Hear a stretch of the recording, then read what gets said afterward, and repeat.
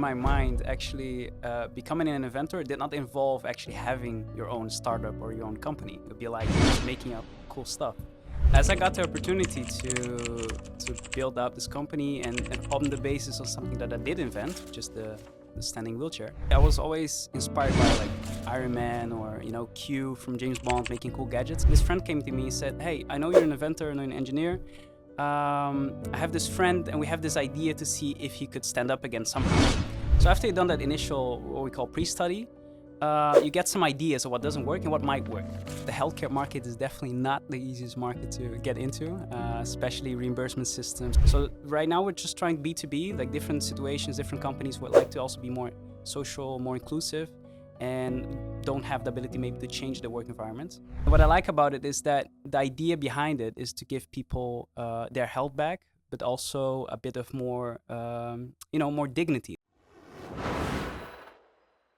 Welcome back to another episode of the Startup Passport by Econsulate. Today we are joined by Gabriel Costa. Thank you very much. You are the co-founder and CEO of J58. That's right. When I went to your LinkedIn, you could see a quote from you that I would like to start off with. And it says, "Ever since I was a little boy, I dreamed big, like all little boys do. My biggest dream was to become a full-fledged inventor." How do you think little Gabriel would think about what you're doing right now? Man, that's a nice question to think about. So, which is interesting because in my mind, actually, becoming an inventor did not involve actually having your own startup or your own company. It would be like you're just making up cool stuff. Which is funny because growing up, that was one thing that I knew for sure that I did not want, which was to have my own company. Because then you're like, you'll be managing people, you're taking care of finances, and you wouldn't be investing as much time in inventing. But as I got the opportunity to build up this company and on the basis of something that I did invent, which is the standing wheelchair, I grew up in ways that I wouldn't have thought I could, especially looking back, because I'm like, maybe that's what I can do. I'll just invent stuff. But I learned, I can do way more. I can manage people. I can take care of finance. I can, pitch and talk to people. And I think little Gabriel will be surprised that he could do way more than he initially thought. And out of all the things you could have invented, maybe you can also let us in if there were some previous inventions. How did you end up with the one that you're doing now that also has like a very big impact on people, a positive impact with these stand-up wheelchairs? For sure. Initially I was always inspired by like Iron Man or, Q from James Bond making cool gadgets. And that's initially what I wanted to do. But during my studies, I got the opportunity to work at Philips, and I became a front-end developer, meaning that new ideas that they would have or new assignments or problems they would like to solve, I got the chance to play around with them, to explore, see if we could build up some stuff. And I was working in the coffee department, and one of the projects that I did there actually became, a real coffee machine that's now being sold. So that was pretty cool. So going into that way, basically, I got the opportunity through a friend who had another friend who had a car accident and became paralyzed. And this friend came to me and said, "Hey, I know you're an inventor and an engineer. I have this friend and we have this idea to see if he could stand up again somehow. Would you like to participate in this project to see if we could, help him to get up?" And I'm like, you know what? Right now, I'm just finishing my master's studies and I don't really have plans now whether I'm gonna take 1 year off or get started to work immediately. So I'm like, let's take up this challenge, and basically started researching. And fast forward half a year later, we were building this company. And because initially, how do you start off? You see that problem, and you might have done like different inventions before, but the coffee machine is one thing, stand-up wheelchair is the other thing. How do you even start off with initially doing research, but then building prototypes, trying to test it, making it for ready for a market, for a target audience? How do you start with something like this? So, it's not necessarily even about like what kind of project you're working on. The process is kind of the same. So first you start with research, what already exists, and if it doesn't exist, why doesn't it exist? Is there a problem that people found out and they just gave up on it, or people weren't they creative enough to actually come up with a new solution? So after you've done that initial, what we call pre-study, you get some ideas of what doesn't work and what might work. And with those ideas, you start making sketches.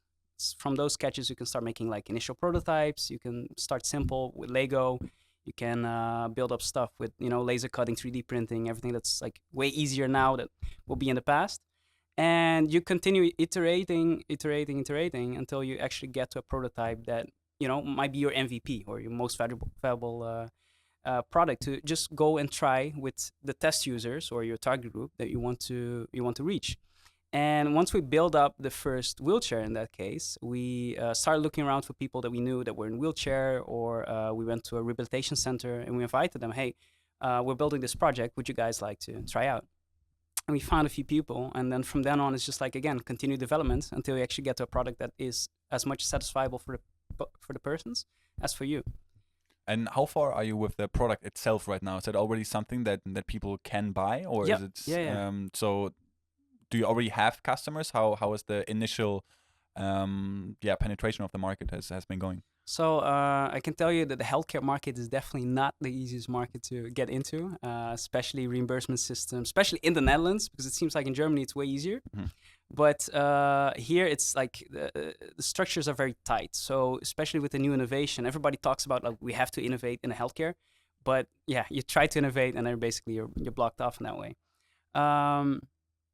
But yeah, I mean, for us, it was basically talking about where we are now. So we have a product certified and we're already selling. So the initial was actually getting ambassadors, people who believed in the product before it was even, available. And we found a few. We found one comedian in a wheelchair who we actually allowed to do stand-up comedy for his first time in his career. Quite literally. Quite literally by standing up, and that was awesome. And he helped us out, gave us feedback because I can't stand. So how am I really going to understand somebody who lives their life in a wheelchair? So we need to find more and more people so they could tell us what to do and what they wanted. And we found a couple more people who also made a down payment and are soon going to be the first ones to actually own the Easy wheelchair. So the wheelchair is certified, and now we're just setting up production. And hopefully after the summer we can deliver the first few. And you are selling to individual people, or are you also trying to? Are you rather discussing then with insurance companies or trying to get licenses to have that as a medical or a healthcare product, let's say, so that it's subsidized by the insurance companies? What is the path with that? Yeah, right now it's both, because ideally we would have wanted to get the reimbursement like as soon as possible so that people could buy it and it wouldn't be that much of a wait for them to actually own a chair. But especially in the beginning, it's very hard to convince also those instances. Right now, what we are doing is, aside from the people who are interested in buying the wheelchair for themselves, we're also talking to instances like UWV, which is the Dutch instance to help people get back on track and get to working. And they also reimburse medical equipment if they need that for their jobs. So we're in talks with them right now, and we actually were able to get one wheelchair reimbursed to UWV for a person to work in a production line, so that he could stand up and they don't have to adapt the work environment to him, but he can just participate with the work environment as is. So right now we're just trying B2B, like different situations, different companies would like to also be more social, more inclusive, and don't have the ability maybe to change the work environment, that with our chair they'll be able to just allow a person to contribute as is. And your goal with the company within the next few years, let's say, if you had like an ideal case scenario? Man, I would love to go into a supermarket and see somebody in a wheelchair, instead of having to ask somebody to get something off the top shelf, just get up and get it themselves. That's my goal. That would be very great. That'd be amazing. A last question, which is not related to the mission themselves, but the name J58 in that sense. How did that happen? That's cool. I like that people generally are curious about that, because indeed, what does that have to do with a wheelchair? In a sense, both me and my co-founder were really struggling trying to find a name that also convey like kind of our values and principles, but also what we want to achieve even with the wheelchair. And it comes from the Bible, from John 5 verse 8, where Jesus speaks to a paralyzed person and he says, "Stand up, get your mat, and walk." No way. So that's why our slogan is "Get up and go," because it's literally what you can do with the wheelchair. You can get up and you can move in a standing position. And what I like about it is that the idea behind it is to give people their health back, but also a bit of more, more dignity. They can look others in the eyes. They're not looked over anymore.